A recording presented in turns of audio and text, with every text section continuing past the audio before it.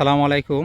আমরা যে জমিটিতে দাঁড়িয়ে আছি সেই জমিটি হচ্ছে ময়মনসিংহ সদর উপজেলার চর-ঈশ্বরদীয়া গ্রামের চর-ঈশ্বরদীয়া ব্লকের একটি জমি। এখানে আমরা একটি প্রযুক্তি সম্প্রসারণের চেষ্টা করেছি, সেটি হচ্ছে ফুলকপির সাথে মরিচ বা মরিচের সাথে ফুলকপির মিশ্র চাষ। যদি আমরা আমাদের যে জমিগুলো আছে সেই জমিগুলোতে যদি ফুলকপির সাথে যদি আমরা অন্যান্য ফসল, যে ফসলগুলো একটি ফসলের সাথে আরেকটি ফসল প্রতিযোগিতা না করে বেড়ে উঠতে পারে ওই রকম ফসল নির্বাচন করে যদি আমরা চাষাবাদ করতে পারি, তাহলে আমাদের উৎপাদন যেমন বৃদ্ধি পাবে তেমনি আমাদের জমির ব্যবহারও সর্বোচ্চ করতে পারবো, জমির উর্বরতা না কমিয়ে।